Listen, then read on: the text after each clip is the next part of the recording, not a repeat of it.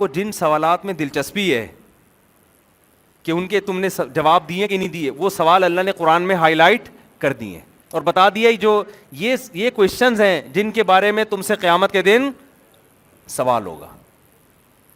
اس نے خود اپنا کلام نازل کر کے بتا دیا کہ ان کی تیاری کر کے رکھو. میں تم سے قیامت میں نہیں پوچھوں گا دھرنے میں کہ تمہارا کیا تجزیہ تھا کہ یہ کامیاب ہوگا دھریا کہ کامیاب نہیں ہوگا. میں تم سے یہ نہیں پوچھوں گا. اللہ جو ہم سے پوچھے گا سب سے پہلا سوال خوب ذہن میں رکھیں, ام خلقوا من غیر شیء ام هم الخالقون, خود بخود وجود میں آئے تھے, ایک دھماکے کے نتیجے میں وجود میں آئے تھے, بندر سے اتفاق سے انسان بن کے وجود میں آئے تھے, یا تم نے خود اپنے آپ کو بنایا تھا؟ اس سوال کا مجھے بولو جواب چاہیے. ہم میں سے بہت سے لوگ اس سوال کے جواب میں دلچسپی نہیں لیتے. بڑے جو سائنس کا طالب علم ہے وہ خدا کے انکار میں بڑے آرام سے کنی کترا کے نکل جاتا ہے, کہتے ہیں یہ سائنس کا ٹاپک ہے کہ انسان کیسے وجود میں آیا. سائنسدانوں کی رائے پیش کی جاتی ہے, یوں ہوا تھا پھر یوں ہوا تھا پھر یوں ہوا تھا, کروڑوں اربوں سال میں یہ وسیم بھائی وجود میں آ گئے. سمجھتے ہیں کہ نہیں سمجھتے؟ حالانکہ یہ سائنس کا ٹاپک نہیں ہے, یہ تاریخ کا ٹاپک ہے. یہ کس کا ٹاپک ہے؟ ہسٹری کا, تاریخ کا.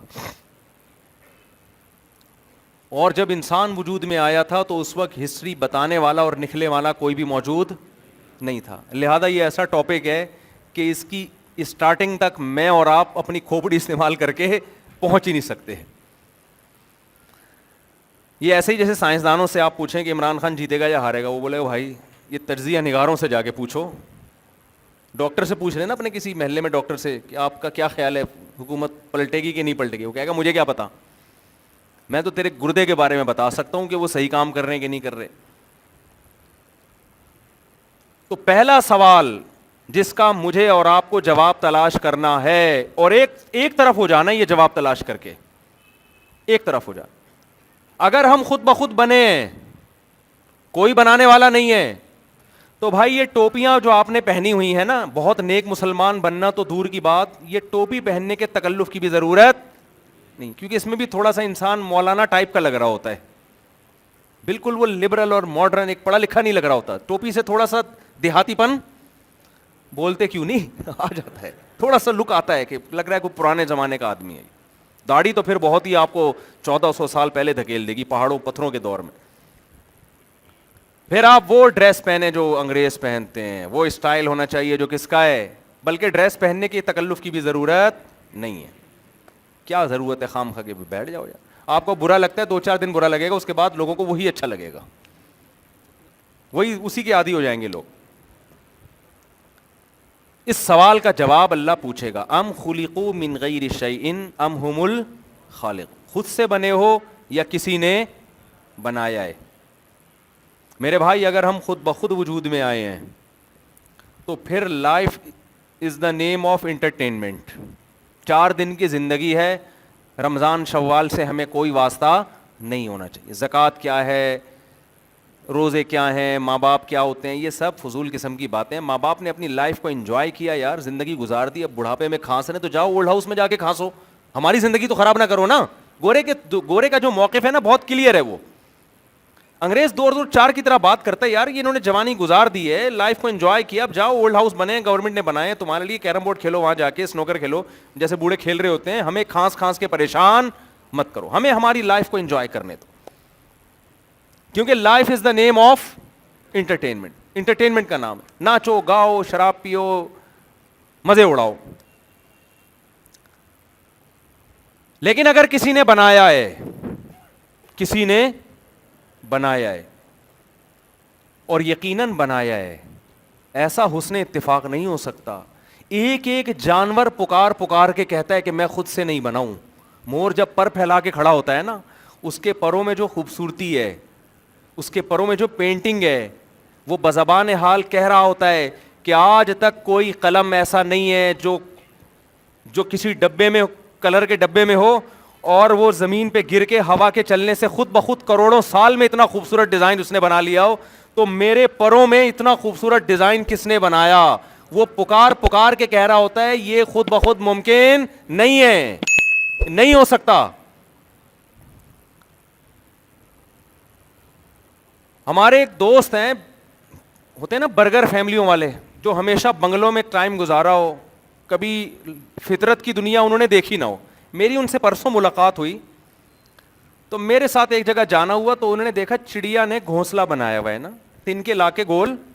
وہ ایسے عجیب آدمی, ان کو یہی نہیں پتا. عجیب سوال سے پتا چلا کہ کراچی میں اس قسم کی چیزیں بھی پائی جاتی ہیں. چڑیا نے گھونسلہ بنایا ہوا ایسے تن کے خوبصورت انداز میں لا کے رکھے. تو مجھے کہنے لگے یار یہ تن کے یہاں لا کے کس نے رکھے ہیں چڑیا کو بٹھانے کے لیے. سمجھ میں آ رہی ہے بات؟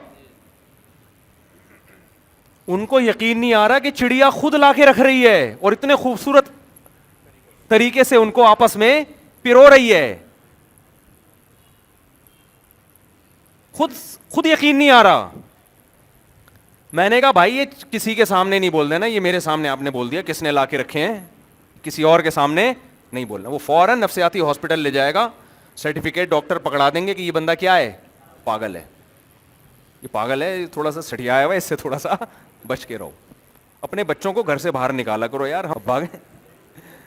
وہ بچے پتہ نہیں کہاں گئے, پب جی میں لگے ہوئے ہیں, ویڈیو گیم میں لگے ہوئے ہیں, بس فضول قسم کی. خیر گھنٹیاں بجا کے بھاگنا کوئی اچھا کام نہیں ہے. بنٹے کھیلتے تھے, لٹو کھیلتے تھے, مارم پیٹی کھیلتے تھے, پٹو اپ کھیلتے تھے. میں تو ایک دفعہ یوٹیوب پہ دیکھا, میری تو آنکھوں سے آنسو نکل آئے وہ منظر دیکھ کے. پرانے کسی نے ویڈیو لگائی ہوئی تھی کہ بچپن میں کیسے کھیل کھیلے جاتے تھے. وہ سارا بچپن یاد آ گیا. کتنا اچھا کھیلتے تھے یار, ایمپریس کھیلتے تھے, چھپن چھپائی کھیلتے تھے, بھنڈا وہ جو ہوتا تھا نا, اور وہ گلی ڈنڈا کھیلتے تھے, پتہ نہیں کیا کیا کھیلتے تھے. اب تو بچوں نے سب کچھ چھوڑ دیا ہے. بچے ہیں ہی نہیں مارکیٹ میں, ایک آدھ بچے ہوتے ہیں, وہ کیا کھیلیں آپس میں بیٹھ کے, بچے ہی نہیں ہو رہے نا. تو ایک آدھ بچے آپس میں کیا کھیلیں گے. ہمارے یہاں تو بہن بھائی تھے ماشاءاللہ, کزن کی ایک الگ فوج تھی پوری. پھر گلی محلے کے ہر محلے میں, ہر پڑوس میں اتنے بچے ہوتے تھے, سب مل کے ایک شغل میلہ لگا رہتا تھا ہر وقت. تو میں یہ عرض کر رہا ہوں کہ اللہ نے اپنے ہونے کے دلائل کے قرآن مجید میں انبار لگا دیے کہ میں ہوں. وہ یہ بتا رہا ہے. یہ چڑیا اصل میں ان کو کیوں یقین نہیں آ رہا, اس لیے کہ یہ بڑی عقل کے خلاف بات ہے کہ یار ایک جانور, اس میں اتنا شعور. دیکھو چڑیا کے جب انڈے دینے کا ٹائم آتا ہے نا, فرسٹ ٹائم, پہلی دفعہ, اس کو خدا نے یہ شعور دیا ہے کہ تو اب انڈے دے گی, انڈوں پہ تو بیٹھے گی, پھر ان میں سے تیرے بچے نکلیں گے. اس کے لیے تجھے کیا کرنا ہے, پہلے سے ایک گھر چاہیے. کس طرح کا, ہر پرندہ الگ ڈیزائن کا گھر بناتا ہے جو اس کے بچوں کے لیے سوٹیبل ہوتا ہے. کون سی یونیورسٹی ہے جہاں وہ چڑیا سیکھ رہی ہے بھائی, ہے بھائی؟ کیا اس کو اس کی ماں سکھا رہی ہے, کیا اس کو اس کی نانی نے سکھایا, کلچر نے سکھایا؟ آپ ایک چڑیا کو بچپن میں تمام چڑیاؤں سے الگ کر دیں, ایک پیئر لے لیں, کسی دوسرے چڑا چڑی کو دیکھنے نہ دیں, وہ بھی یہی عمل کرنا شروع کر دے گی. انڈے دینے کا ٹائم آئے گا, پہلے سے تن کے لے کے گھونسلہ بنانا شروع, سوٹیبل جگہ کا انتخاب کرے گی. خرگوش کی مادہ کیا کرتی ہے, جب بچے دینے کا ٹائم آتا ہے اپنے پورے جسم کے بال جھاڑ کر ایک کارپیٹ بچھا دیتی ہے بچوں کے لیے, اس پہ بچے دے. ہمارے ایک دوست نے تجربہ کیا, خرگوش پالتے تھے, وہ کہتے ہیں میں نے تجربہ یہ کیا کہ یار یہ خرگوش نہیں سیکھتی کہاں سے ہے یہ عمل. کہہ رہے میں نے کیا کیا, بچپن میں ہی ایک نر مادہ خرگوش کو باقی خرگوشوں سے الگ کر دیا کہ ان کو ماحول دیکھنے ہی نہ دو, ان کو ماحول سے متاثر نہ ہونے دو, انہیں کسی خرگوش سے سیکھنے کا موقع نہ دو. کہہ رہے کمال کی بات یہ کہ جب ان کی ولادت کا وقت آیا, اس نے اپنے بال جھاڑ کے زمین پہ بچھا دیے. آپ کے لیے یہ عمل معمولی ہے, آپ کہتے ہیں نیچرل ہے, نیچرل. اللہ جگہ جگہ قرآن میں کہہ رہا ہے فلا ينظرون الى الابل کیف خلقت. او بھائی دھرنے میں شریک لوگوں, کیا تم دیکھتے نہیں ہو؟ او بھائی اپنے وسائل میں غور کرنے والے لوگوں, ہر وقت کاروبار بزنس کی خبر کرنے والے لوگوں, ہر وقت گھریلو ٹینشنوں میں پڑے ہوئے لوگوں, افلا ينظرون الى الابل کیف خلقت, اس اونٹ کو دیکھتے نہیں ہو کیسے پیدا کیا گیا؟ یہ اللہ کے مسائل ہی کچھ اور ہیں بھائی, اللہ کی باتیں کیا ہیں؟ اوحا ربک الی النحل, اس شہد کی مکھی کو نہیں دیکھتے ہم نے کیسا بنایا؟ آپ جب دکان میں جائیں گے شہد کی بوتل کو چاروں طرف سے تحقیق کریں گے کہ یہ خالص ہے یا نہیں ہے, اس کے کیا کیا فائدے ہیں. حکیم صاحب سے پوچھیں گے میں شوگر کا مریض ہوں, کھا سکتا ہوں کہ نہیں کھا سکتا. ڈاکٹر سے رابطہ کریں گے. اللہ قرآن مجید میں شہد سے متعلق اس طرح کی ایک بات بھی تذکرہ نہیں کرتا. اللہ کے اور ہی مسائل ہیں. اللہ کہہ رہا ہے اس شہد کو جب تم دیکھا کرو تو سوچا کرو یہ آیا کیسے ہے تمہارے پاس.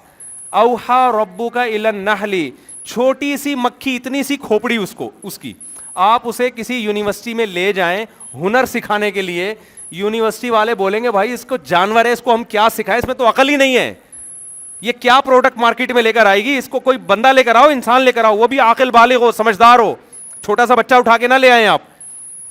اللہ کہتے ہیں تیرے رب نے اس شہد کی مکھی کی چھوٹی سی کھوپڑی جسے تو کھول کے دیکھے گا 2-4 تاروں کے علاوہ کچھ بھی نظر نہیں آئے گا, اسے ایسا ہنر سکھا دیا ہے. ان اتخذی من الجبال بیوتا ومن الشجر, پہاڑوں پہ اپنا گھر بنا اور درختوں پہ اپنا گھر بنا. خاندانی بناتی ہے کہ بحریہ ٹاؤن میں بھی ریاض ملک آج تک ایسا گھر نہیں بنا سکا. وہ تو سیمنٹ بجری کے گھر بنائے گا, موم کے گھر, وہ بھی ریاض ملک ہی نام ہے نا. ایک دن میں نے ریاض بصرہ کہہ دیا تھا, وہ پھر کسی نے کہا ریاض بصرہ تو بھائی وہ لشکر جنگوی کے تھے, کوئی بڑے ریاض ملک, سوری ملک ریاض. تو ایسا گھر بنایا. ہمارے ہاں جو کنسٹرکشن کا کام سیکھتا ہے این ڈی یونیورسٹی میں پہلے 4 سال لگائے گا, 4 سال لگانے کے بعد اگر کراچی میں پڑھے گا تو ککھ بھی اس کو پھر بھی نہیں آئے گا. ویسے تو کسی یونیورسٹی میں نہیں آتا لیکن یہاں بالکل ہی بھی نہیں آئے گا اس کو. اس کے بعد وہ کئی سال ماہر انجینئروں کے ساتھ ٹائم لگائے گا, عمارتیں بنتا دیکھے گا, کتنا گارا ڈالا جاتا ہے, کتنا سیمنٹ ایڈ کیا جاتا ہے بھائی. اس کے بعد کتنی بڑی بلڈنگ بنانی ہو تو زمین کتنی کھودنی ہے, اس میں کتنا موٹا سریا ڈلے گا, کئی سال لگتے ہیں اس کو یہ کام سیکھنے میں. اس کے بعد بھی اگر کوئی بڑا پھر پل بناتے ہیں, بلڈنگیں بناتے ہیں, تھوڑے عرصے کے بعد وہ اطلاع آتی ہے کہ وہ بلڈنگ خود بہت گر گئی. عمارت بنانا آسان کام نہیں ہے. شہد کی مکھی اپنے لیے ایسا سوٹیبل گھر بناتی ہے کہ سائنسدان یہ کہتے ہیں جو غیر مسلم ہیں کہ شہد بنانے کے لیے اس سے زیادہ سوٹیبل گھر ہو نہیں سکتا. یہ جو میٹیریل استعمال کیا جا رہا ہے اس میٹیریل کے علاوہ کوئی اور میٹیریل چل نہیں سکتا. اور جس طرح وہ 6 کونوں کا کھانا بناتی ہے شہد کی مکھی, اگر وہ 4 کونوں کا ہوتا تو بھی سوٹیبل نہیں تھا, 8 کونوں کا ہوتا تو بھی سوٹیبل نہیں تھا, 6 کونے چاہیے اس کے لیے. اس میں ٹیمپریچر کو مینٹین رکھنے کے طریقے ہیں, اس میں پورا سسٹم ہے. مزدور مکھی, مادہ مکھی, نر مکھیاں زیادہ ہو جائیں ان کو قتل کیا جاتا ہے باقاعدہ کہ اتنے زیادہ میل کی ہمیں ضرورت نہیں ہے سوائے فیمیل کو چھیڑنے چھاڑنے کے, اور یہ کام کوئی کام نہیں کریں گے. ان میل کو مارا جاتا ہے. وہ کہتے ہیں بھائی اتنے میل ہمارے لیے کافی ہیں جو گروتھ کے لیے, انڈے بچوں کے لیے ضروری ہیں. ایسا خاندانی سیٹ اپ, اور آپس میں ان مکھیوں کا لنک ہے, ربط ہے. اگر یہ ایوولوشن کا نتیجہ ہوتا, ارتقاء کا نتیجہ ہوتا, کروڑوں سال میں ایک مکھی وجود میں آ جاتی نا. مکھی کا خاندان کیسے وجود میں آ گیا, آپس میں رشتہ داری کیسے ہو گئی, یہ ایک کے ذمے ایک کام, دوسرے کے ذمے دوسرا کام, یہ کیسے بن گیا بھائی؟ انہوں نے کیا ایک دوسرے کو سکھایا ہے؟ ایسا آپس میں کنیکشن ہے, یہ سکھا رہے ہیں ایک دوسرے کو. ملکہ مکھی کا کام ہے مینجمنٹ. اس کا کیا کام ہے؟ وہ پورے سسٹم کو مینج کر رہی ہے. وہ اپنا کام کرے گی, وہ کسی اور کے کام میں ٹانگ نہیں اڑائے گی. یہ اتفاق سے ہو گیا کروڑوں سال میں. آج تک اتفاق سے میرے بھائی ایسا نہیں ہو سکتا 2 اینٹیں آپس میں جڑ جائیں. کبھی آپ نے دیکھا ایک دیوار کھڑی ہوئی ہے, خوبصورت سی دیوار ہے, اینٹیں آپس میں جڑی ہوئی ہیں, آپ پوچھ رہے ہیں کیسے جڑ گئیں؟ کروڑوں سال میں طوفان آیا اور یہ اینٹیں اڑ اڑ کے ٹھک ٹھک ٹھک کر کے جڑ گئی ہیں. احرام مصر ہے نا, احرام مصر دنیا کا ایک عجوبہ ہے کہ نہیں ہے؟ کیا خیال ہے؟ ارے بھائی احرام مصر دنیا کے 7 عجوبوں میں سے ایک عجوبہ ہے. اس میں یہ ہے کہ ان پہاڑوں پر اتنی بڑی بڑی بے جوڑ دیواریں کس نے کھڑی کر دیں, ایسی عمارتیں کس نے بنا دیں؟ 4000 سال پہلے ٹیکنالوجی نے اتنی ترقی کیسے کر لی؟ کون تھا اس وقت اتنا بڑا سائنسدان جس نے اتنی بڑی بڑی دیواریں بنا دیں؟ اس کا جواب بہت آسان ہے, خود سے بن گئی. کوئی کہہ سکتا ہے یہ جواب؟ بولتے کیوں نہیں بھائی؟ سائنسدان بول دیں یار, جیسے وسیم بھائی خود سے وجود میں آ گئے اتفاق سے, بندر سے ترقی کرتے کرتے یہاں تک پہنچ گئے, تو احرام مصر میں اتنی بڑی دیوار کروڑوں سال میں خود بخود بن گئی.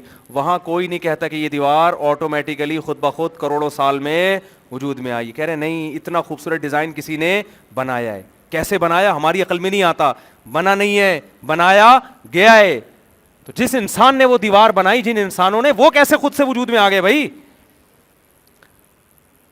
تو ایک ایک چیز گواہی دے رہی ہے. دیکھو جانوروں کی نسل بڑھنی ہے نا, اللہ نے ماں کی ممتا کا جذبہ جن جانوروں میں رکھا ہے, یہ وہ جانور ہیں جن میں گروتھ ریشو کم ہے. جن جانوروں کا گروتھ ریشو بہت زیادہ ہے, ان میں ماں کی ممتا والا جذبہ اللہ نے نہیں رکھا. اس سے پتا چلا کہ ماں کے اندر جو بچوں کی محبت ہوتی ہے یہ نیچرل نہیں ہے. جس خدا نے جس ماں میں محبت رکھنی تھی رکھ دی, جس میں نہیں رکھنی تھی اس میں نہیں رکھی ہے. اس کو ہم نے نیچر سے تعبیر کیا ہے.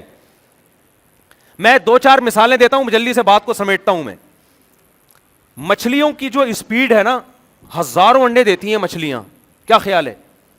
کبھی آپ نے ایکویریم میں مچھلیاں پالی ہوں گی نا. مچھلیاں 2-4 انڈے نہیں دیتی, 12-13 انڈے نہیں ہوتے, ہزاروں انڈے ہوتے ہیں سمندر میں. مچھلی سب سے پہلے انڈے دے کے انڈے کھانا شروع کرتی ہے. وہ اپنے انڈوں کی حفاظت بولنے پر گورنمنٹ نے پابندی لگا, بولنے نہیں کرتی. ہاں مجھے آواز چاہیے, میں جو اتنا زور لگا رہا ہوں مجھے اس بیان کے کوئی پیسے ویسے نہیں مل رہے, خوب سمجھ لیں. یونیورسٹیوں میں ایک ایک لیکچر کے ٹھیک ٹھاک پیسے ہوتے ہیں, ہم فری پھوکٹ میں بیان کر کے جا رہے ہیں. تو کچھ سنے گا تو پھر بولیں گے نا, اگر آپ بیٹھے ہوئے ہو تو پھر فائدہ نہیں ہے. یونیورسٹی کہاں سے آ گئی؟ یہ آپ کی وجہ سے ایسا ہوا ہے. مچھلیاں ہزاروں انڈے دیتی ہے ایک ایک ٹائم پہ, ہزاروں بچے پیدا ہوتے ہی اپنے بچوں کو کھانا شروع کر دیتی ہے. قدرت نے اس کو بھی بچے دیے, ماں کی ممتا کا جذبہ نہیں دیا, کیونکہ ماں کی ممتا کا ہونا یہاں ضروری نہیں تھا. کھا جاؤ کوئی بات نہیں, جتنے بچیں گے اتنے سمندر کی زندگی برقرار رکھنے کے لیے کافی ہیں. کیونکہ ماہرین کہتے ہیں مچھلیاں جتنے انڈے دیتی ہیں, مچھلی اگر اپنے بچوں کو نہ کھائے تو سمندر میں پاؤں رکھنے کی جگہ نہ ہو, وہ بھوک سے مرنا شروع کر دیں گی. جو پرانی والی ہیں, جتنی خوراک ہے اس حساب سے انڈے بچے پیدا ہو رہے ہیں, باقی انسان نکال لیتا ہے, بس کافی ہے. سانپ ہزاروں انڈے دیتی ہے اس کی مادہ, بچے پیدا ہوتے ہی سب سے پہلے کھانا شروع کرتی. وہ اس کے بھی انڈے ہیں, اس کے بھی بچے ہیں, ماں کی ممتا کا جذبہ نہیں. اگر یہ نیچرل ہوتا نا اپنے بچوں سے محبت, تو سانپ کے دل میں بھی ہونی چاہیے تھی, یہ مچھلی کے دل میں بھی ہونی چاہیے تھی, نہیں ہوتی. جن جانوروں کی گروتھ ریشو کم ہے, کھائے بھی جا رہے ہیں بہت زیادہ, گروتھ ریشو کم ہے, جتنی گروتھ ریشو کم ہوگی اتنا ماں کے ممتا کا جذبہ زیادہ ہوگا.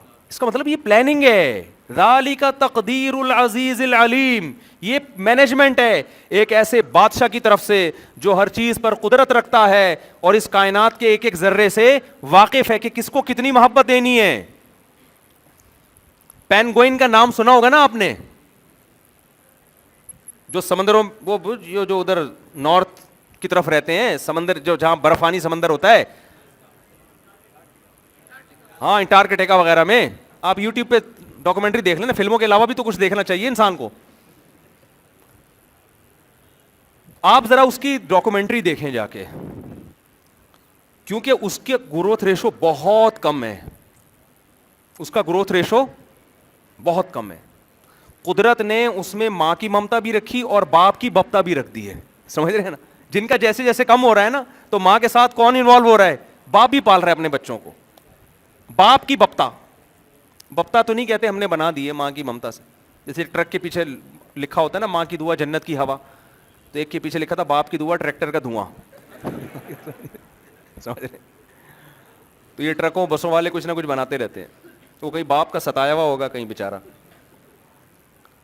اب آپ دیکھو یہ جو پینگوئن ہے اس کی نسل بہت تھوڑی بڑھتی ہے, لیکن آپ نیٹ پہ سرچ کریں یہ بچوں کو کیسے پالتے ہیں.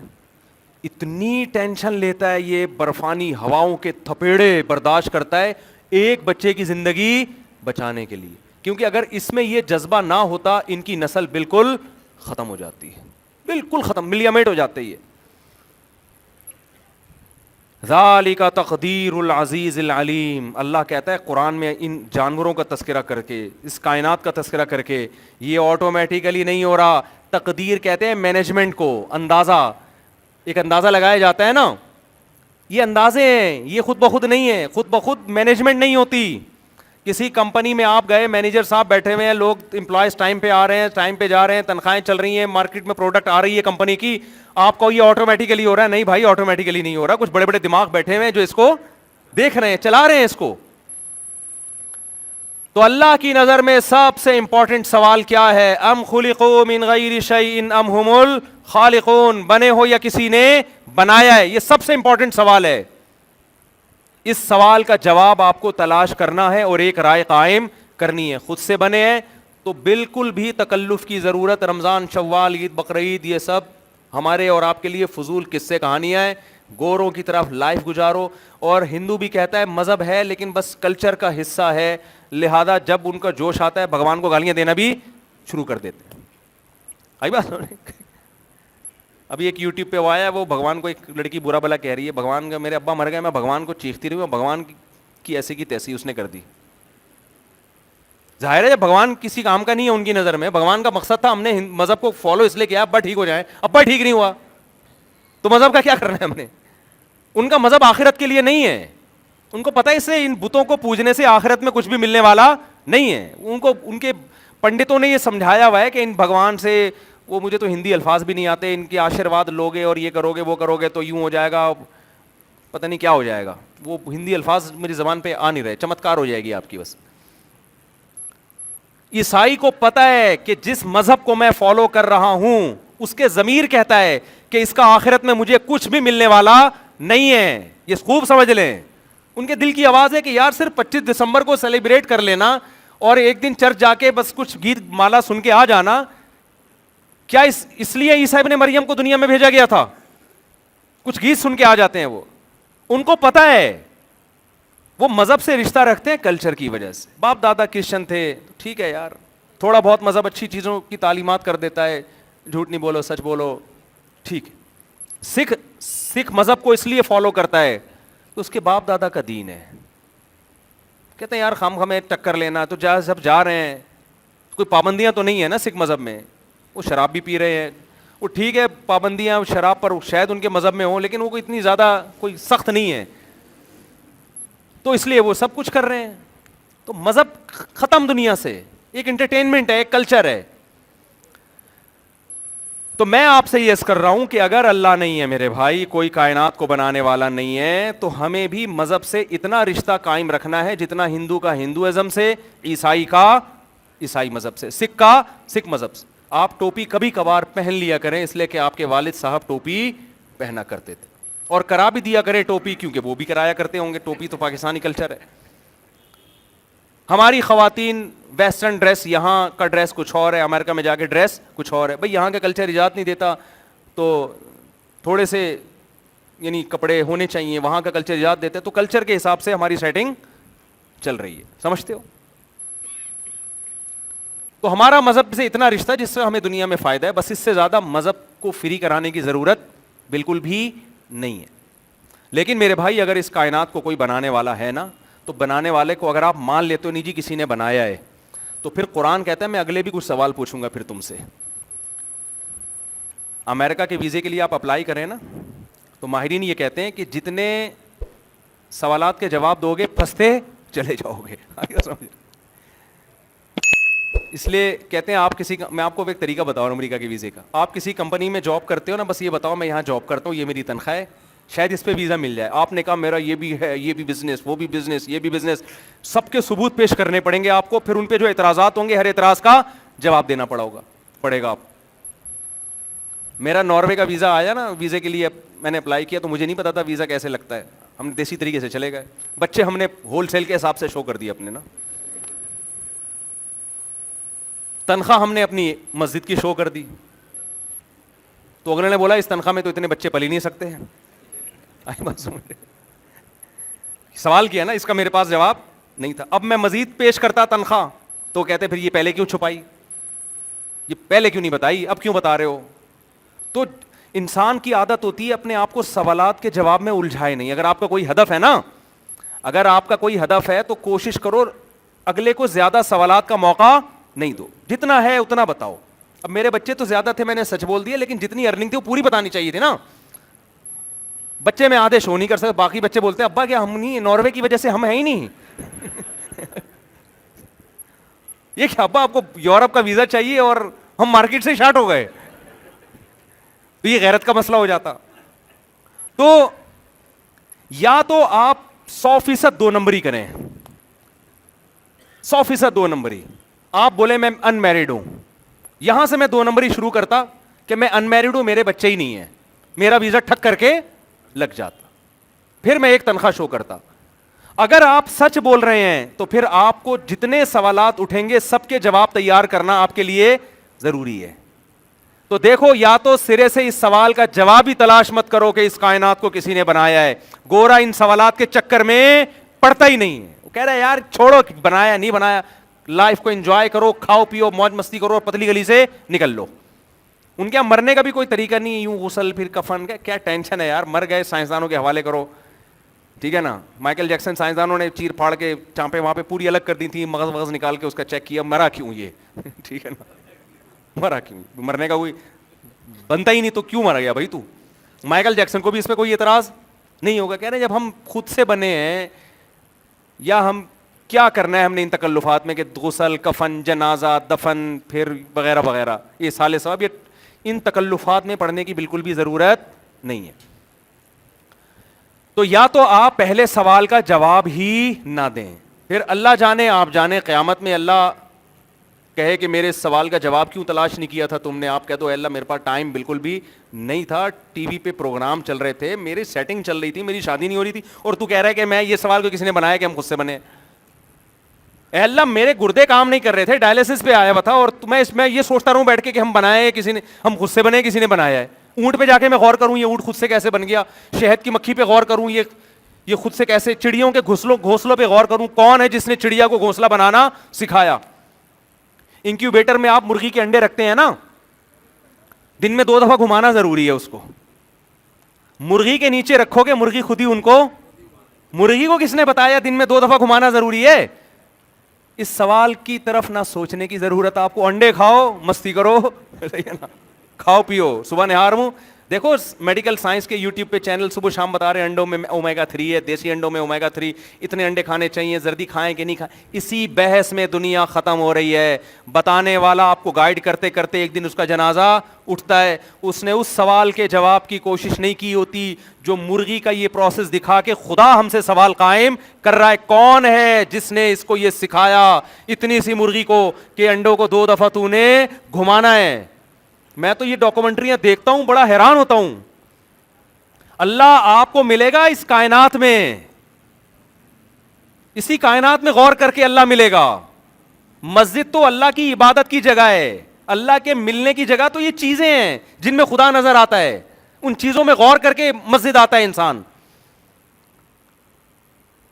تو آپ یا تو پہلا سوال ہی پی جاؤ, پہلا سوال ہی کیا کرو, جیسے میں ناروے کا ویزے کے لیے پہلا سوال ہی پی جاتا, میرڈ ہو یا ان میرڈ, میں کہتا مجھے ان چیزوں میں بالکل بھی دلچسپی نہیں, میرڈ ویڈ کیا ہوتا ہے, ان میرڈ. پھر وہ پوچھتے 40 سال میں تو ان میرڈ کیوں ہے بھائی, اس وقت میں 40 سال کا تھا. میں کہتا تم لوگ 55 میں ان میرڈ ہوتے ہو تو ہم 40 میں ہو گئے تو کیا ہو گیا. تو یا تو میرے بھائی پہلا سوال ہی پی جاؤ, ٹھیک ہے نا, اللہ جانے آپ جانے جو ہوگا. لیکن اگر پہلا سوال کا جواب آپ نے دے دیا نا, تو جیسے ایمبیسی پوچھتی ہے کہ اتنے بچے جب تم نے شو کر دیے, اگلا سوال یہ ہے کہ ان کو کھلاتے وہ لوگ کہاں. ایسا تو نہیں ہے کہ ناروے بھاگ رہے ہو ان سے جان چھڑا کے, ارننگ نہیں ہے تمہاری, مسجد کی آمدن میں تو نہیں. مسجد والے معذرت کے ساتھ یہاں بھی انتظامیہ سے پیش کی معذرت, امام کی تنخواہ اتنی دے دیا کرو کہ اپنے بچوں کو اپنے خرچے پہ وہ پال لے, معذرت کے ساتھ, ٹھیک ہے نا. اتنی کم تنخواہیں اماموں کی رکھی ہوئی ہیں کہ اللہ کی پناہ ہے. جتنا جس ایریے کا امام ہونا, لوگ کہتے ہیں اس کے کرائٹیریا کیا ہے, امام کی تنخواہ کتنی ہونی چاہیے. میں کہتا ہوں کرائٹیریا یہ ہے کہ جس محلے کا امام ہے اس میں جو متوسط گھرانے کا آدمی جتنا لائف اسٹینڈرڈ اس کا ہے, میں نہیں کہہ رہا مالداروں جیسا, جو ایک درمیانے درجے کا لائف اسٹینڈرڈ ہے, امام کا لیونگ اسٹینڈرڈ کم از کم اتنا ہونا چاہیے, اتنی تنخواہ اس کی ہونی چاہیے. وہ ہر علاقے کا الگ ہے معیار, اتنی بھی نہیں ہوتی. میری 4,500 تنخواہ تھی جب میں ناروے کے لیے اپلائی کر رہا تھا. صحیح ہے نا, اندازہ لگاؤ. میں مسجد والوں سے شکایت نہیں کر رہا اپنی کمیٹی کی, اس لیے کہ وہ ہر جگہ ایسا ہی ہے. کوئی انسانیت ہے یار, کوئی کچھ خدا کا خوف کرو. وہ بھی چندوں کے پیسوں سے تنخواہ نہیں دی جا رہی تم سے, اپنی جیب سے ہوتا تو پتہ نہیں کیا کر رہے ہوتے.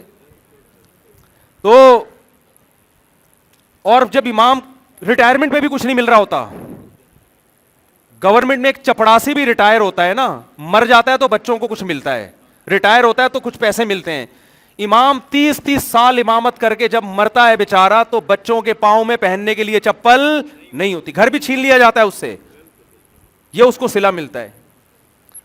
تو اتنا زیادہ ظلم کر رہا ہوں, اللہ بھی پوچھے گا قیامت کے دن. خیر پہلا سوال قائم ہوگا تو آگے کے سوالات اٹھیں گے نا. پہلا سوال ہی پی گئے تو پھر سب چیزیں پیچھے رہو.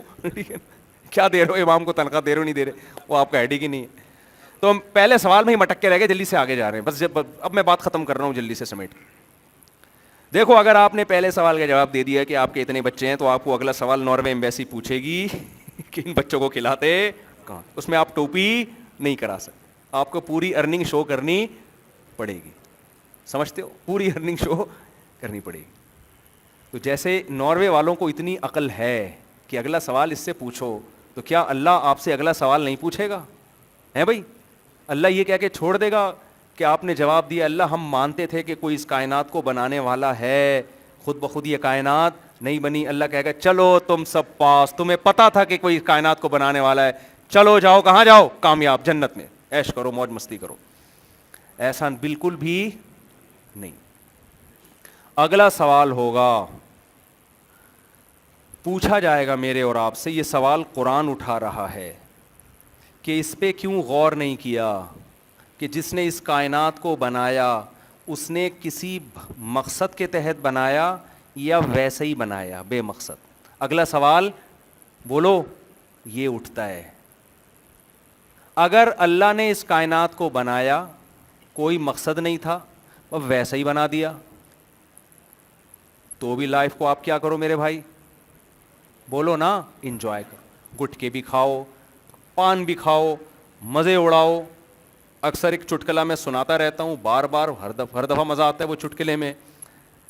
ایک نوجوان, جلدی شارٹ کر کے سنا, اور ایک نوجوان سمندر کے کنارے لیٹا ہوا سگریٹ کے کش لے رہا ہے, ناک سے دھواں نکال رہا ہے. ایک بزرگ اس کے پاس گئے, ترس آیا, بیٹا تم کچھ پڑھ کیوں نہیں لیتے, ٹائم کو ضائع کر رہے ہو تم.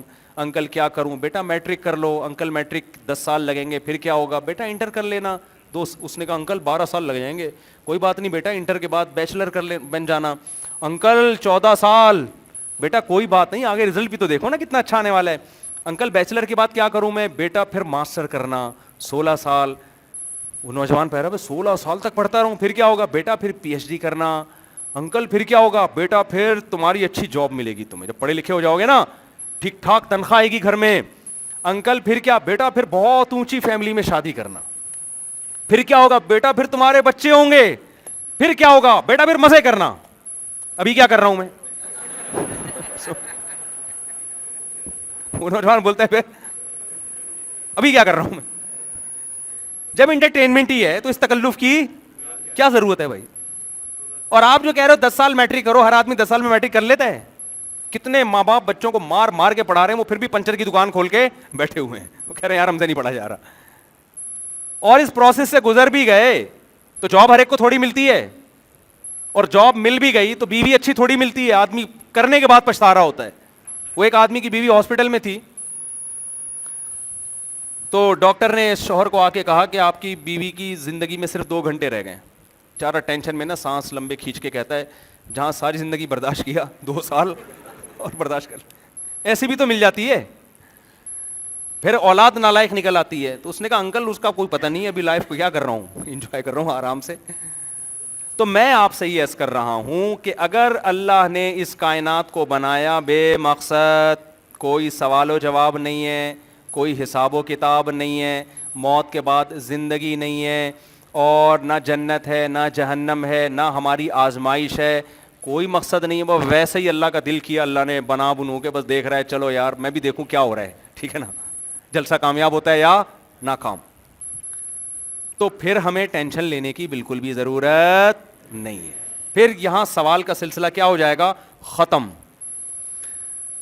لیکن سوال یہ پیدا ہوتا ہے کہ قرآن اس پر ایک اشکال اٹھاتا ہے کہ دنیا میں کوئی ذرہ برابر عقل رکھنے والا انسان کوئی بڑا کام بے مقصد, دیکھو یہ سوال میرے اور آپ کی نظر میں اتنے اہم نہیں ہیں, اتنے اہم نہیں ہیں, لیکن اللہ کی نظر میں یہ سوالات بہت اہم ہیں, بہت اہم. اس کو آپ ہلکا نہ سمجھو. اگر بنایا ہے بے مقصد, اللہ کہتا ہے یہ کیسے ممکن ہے, آپ نے کوئی بلڈنگ بنائی بڑی خوبصورت, کمال کر دیا اس میں, لوگوں نے آپ سے پوچھا کیوں بنائی, آپ کے ویسے ہی, ابھی توڑ دوں گا اس کو. لوگ پاگل خانے میں جمع کرائیں گے کہ نہیں کرائیں گے کہ یار تو سمجھدار آدمی ہے, تو سمجھدار. بچے گھروندے بناتے ہیں چھوٹے چھوٹے, ریت میں گھر بناتے ہیں اور پھر توڑ دیتے ہیں کھیل تماشے کے لیے. تو کیا خدا اس کائنات کو بنانے والا محض انٹرٹینمنٹ کے لیے بس ایسا ہی پیدا کر دیا؟ اس میں کتنا ظلم ہو رہا ہے اس دنیا میں. ایک دن میں نے کچھ دن پہلے میں نے ویڈیو دیکھی, چائنا میں کتوں کو کیسے کھایا جاتا ہے. زندہ کتا لٹکا دیا اور اس کو آگ سے جلا رہے ہیں زندہ کو, وہ چیخیں مار رہے, ترس آ رہا ہے ہمیں اس کے اوپر. یا تو میرے بھائی کوئی مقصد ہے, آخرت ہے جس کا ہمیں حساب و کتاب دینا ہے, یا اگر کچھ بھی نہیں ہے, قرآن کہتا ہے ام نجعل المتقین کالفجار ام نجعل المسلمین کالمجرمین. یہ کیسے ممکن ہے کہ دنیا میں لاکھوں کروڑوں انسانوں کا قتل کرنے والا, ہزاروں انسانوں کی جان لینے والا, جانوروں پہ انسانوں پہ ظلم کرنے والا, دولت غصب کرنے والا, یتیم کا مال کھانے والا, کمزوروں پہ ظلم کرنے والا, مرنے کے بعد مٹی ہو کے وہ بھی ختم, اور دنیا میں جو انسانیت کی خدمت کر کے گیا, بڑے بڑے کام کر کے گیا, بہت اچھی لائف اس نے گزاری, مرنے کے بعد وہ بھی مٹی ہو کے ختم. اللہ فرماتے ہیں ذالک ظن الذین کفروا, یہ گمان ان لوگوں کا ہے جو کافر ہیں, غیر مسلم ہیں. وہ مجھ پر الزام لگاتے ہیں کہ موت کے بعد کوئی زندگی نہیں ہے, بے مقصد ہے, سب فنش ہو جائے گا, ختم. اللہ فرماتے ہیں اتنی بڑی گالی انہوں نے مجھے دی ہے کہ میں نے پیدا کیا اور مجرم اور نیک کا انجام سیم کر دوں, برابر کر دوں, مٹی میں ختم کر کے سب کا انجام سیم ہو جائے. اتنی بڑی گالی مجھے دی ہے کہ ایسی گالی دینے والوں کے لیے میں نے آخرت میں آگ تیار کر کے رکھی ہے, اس سے کم عذاب میں ان کو نہیں دوں گا. بہت بڑا الزام ہے اس خالق کائنات. اس دنیا میں ایسے لوگ بھی ہیں جنہوں نے ایک ایک آدمی نے 100 انسانوں کو قتل کیا ہے, ایسے لوگ بھی ہیں. آپ تاریخ اٹھا کے دیکھو کیسے کیسے ظالم گزرے ہیں. تو بھائی اگر کوئی حساب و کتاب نہیں ہے, سب فنش, تو میرے بھائی یہ الزام کس پر ہے؟ بولو, اللہ پر الزام ہے. کوئی بھی باضمیر آدمی یہ بات نہیں کر سکتا. اس لیے آپ کو اپنا یہ کانسیپٹ یا تو ایک طرف ہو جاؤ, بولو نہیں ہے بھائی. اللہ پھر جب پوچھے گا نا قیامت کے دن مجھ پہ ایسا الزام کیوں لگایا, آپ جانو اللہ جانے, ٹھیک ہے نا, آپ جانو اللہ جانے. لیکن اگر آپ کے پاس کوئی جواب اس کا نہیں ہوا تو اللہ کہتے ہیں میں نے ایسے لوگوں کے لیے کیا رکھی ہے, آگ رکھی ہے, جو میرے پہ یہ الزام لگاتے ہیں, کیونکہ اس سے بڑی پھر کوئی دھاندلی نہیں ہے. دیکھو دنیا میں انصاف نہیں مل سکتا. دنیا میں جتنی جرم ہوتا ہے اس کی پوری, ایک آدمی 100 انسانوں کو قتل کرتا ہے اس کو بھی پھانسی پہ لٹکایا جاتا ہے, ایک انسان کو قتل کرے اس کو بھی پھانسی پہ. دنیا میں پوری سزا ملنا ممکن نہیں ہے, بلکہ اس کے اگینسٹ ہو جاتا ہے. جس نے قتل کیا ہوتا ہے وہ بری ہوتا ہے, اور جو مظلوم ہوتا ہے اس کو پھانسی کے پھندے پہ لٹکا دیا جائے. یہ تو دنیا میں صبح و شام ہم دیکھ رہے ہیں. یہاں انصاف ملنا ممکن نہیں ہے, ناممکن ہے, ہو نہیں سکتا انصاف. انسان کا علم کامل نہیں ہے, انسان کی قدرت کامل نہیں ہے. یہاں میرے پاس ایسے لوگ آئے ہیں جنہوں نے اپنی دادی اور ماں کو قتل کیا ہے. ایسے لوگ میں ملا ان سے, پیسوں کی خاطر, چند ٹکوں کی خاطر. ماں کو قتل کرنے والا جس نے بچپن میں پالا ہو, پیسوں کی خاطر اس کو قتل کر دیا. آپ کیا سمجھتے ہو وہ بھی مرنے کے بعد ویسا جس نے ماں کی قدموں میں جنت تلاش کی, جو ماں کے لیے اپنا سب کچھ قربان کر دیا, اس کو بھی خدا مار کے ختم کر دے گا؟ بلکہ ماں کا قتل کرنے والا بعض دفعہ پنپتا ہوا نظر آ رہا ہوتا ہے, بعض دفعہ اس کی عزت سے اس لوگوں کو نہیں پتا ہوتا یہ کتنا بڑا ظالم ہے. تو میرے بھائی اگر موت کے بعد زندگی نہیں ہے, حساب و کتاب نہیں ہے, تو ٹھیک ہے آپ اس سوال کو پی جاؤ اور لائف اپنی مرضی کے بولو مطابق گزارو. لیکن اگر حساب و کتاب ہے, اور قرآن ان اعتراضات کے جواب بھی دیتا ہے, یہ جو ہم کہتے ہیں نا مر کے مٹی ہو کے ختم ہو گئے, دوبارہ کیسے زندہ ہوں گے, قرآن کہتا ہے یہ کیسا الزام لگا رہے ہو, جو خدا اس مٹی سے انسان بنا سکتا ہے, جو مرغی کو 21 دن تک یہ سکھا سکتا ہے کہ ایسے ایسے گھمانا ہے, اور اس چوزے کے اس انڈے کے اندر ایک زردی ہے ایک سفیدی, 21 دن کے اندر اس میں آنکھیں بھی بن گئی, ٹانگ بھی بن گئی, ناک بھی بن گئی, دل بھی بن گیا, دماغ بھی بن گیا, جگر بھی بن گیا, اور مغز بھی بن گیا, یہ ساری چیزیں بن کے 21 دن میں چوزا خول پھاڑ کے باہر آیا. باہر آتے ہی اس کو اپنی ماں کا بھی پتا ہے, اپنے دشمن کا بھی پتا ہے, بلی کو دیکھ کے چیختا ہے, حالانکہ آج تک اس نے بلی کو چیر پھاڑ کرتے ہوئے نہیں دیکھا, ماں کی گود میں گھسنے کی کوشش کرتا ہے, اور پہلے دن سے دانا چگنا شروع کر دیتا ہے, اس کو پتا ہے کیا کھانا ہے کیا نہیں کھانا. ایسے ایسے کمالات جس خدا کے, جس نے منی کے قطرے سے انسان کو بنایا, ایک پانی کا قطرہ ماں کے رحم میں گیا, ماں روٹی کھا رہی ہے, اسی روٹی سے بچے کی آنکھ بن رہی ہے, اسی روٹی سے بچے کی ناک بن رہی ہے, اسی روٹی سے بچے کا دل بن رہا ہے, اسی سے بچے کا دماغ بن رہا ہے, اسی سے بچے کی ناک بن رہی ہے. صرف 9 مہینے کے مختصر عرصے میں یخلقکم فی بطون امہاتکم, اللہ کہتے ہیں ماں کے پیٹ میں تمہیں بنا رہا ہوں فی ظلمات ثلاث, 3 اندھیروں کے اندر. کوئی کنسٹرکشن کرنے والا مزدور ڈینٹنگ پینٹنگ کرتا ہوا نظر نہیں آئے گا, کوئی چھینی ہتھوڑے لے کر. ٹویوٹا کمپنی میں جب گاڑی بنتی ہے ہزاروں مستری, ہزاروں مزدور اور ہزاروں میکینک لگے ہوئے ہوتے ہیں, کوئی ٹائر بنا رہا ہے, کوئی اسکرو بنا رہا ہے, کوئی ونڈ اسکرین بنا رہا ہے, کوئی بونٹ بنا رہا ہے. یہاں کوئی بھی نہیں ہے, روٹی سے بن رہی ہیں, گوشت سے, دودھ سے, ساری چیزیں بن رہی ہیں. ایسے سافٹ ویئر اس پانی کے اندر اس خالق کائنات نے انسٹال کر دیے. ادھر 9 مہینے میں دھکا دے کے اس کو ماں کے رحم سے باہر نکالا. باہر نکلتے ہی اب ماں روٹی کھا رہی ہے, دودھ پیدا ہو رہا ہے, ماں کی چھاتیوں میں جانا شروع, اور بچہ کچھ بھی نہیں جانتا لیکن ماں کی چھاتیوں کی طرف لپکنا شروع. اس کو خدا نے ماں کے پیٹ میں سکھا دیا, باہر آتے ہی ادھر تیری ڈائریکشن ہے, یہاں کا سفر کرنا ہے, اس طرح ماں کی چھاتی کو منہ میں لے کے سک کرنا ہے اور دودھ پیٹ میں اتارنا شروع کر دینا ہے. اور پھر جوانی کی دہلیز پہ قدم رکھتا ہے, آسمان سے بارشیں برس رہی ہیں, زمین میں تناور درخت پیدا ہو رہے ہیں, زمین کھود کے دیکھو, نہ آم کا ذائقہ, نہ آم کا رنگ, نہ امرود کا ذائقہ, نہ امرود کا رنگ. گوبر پانی مٹی کے ملاپ سے آم کی گٹلی ڈالی آپ نے, اس زمین کو سگنل دے دیا کیا پیدا کرنا ہے.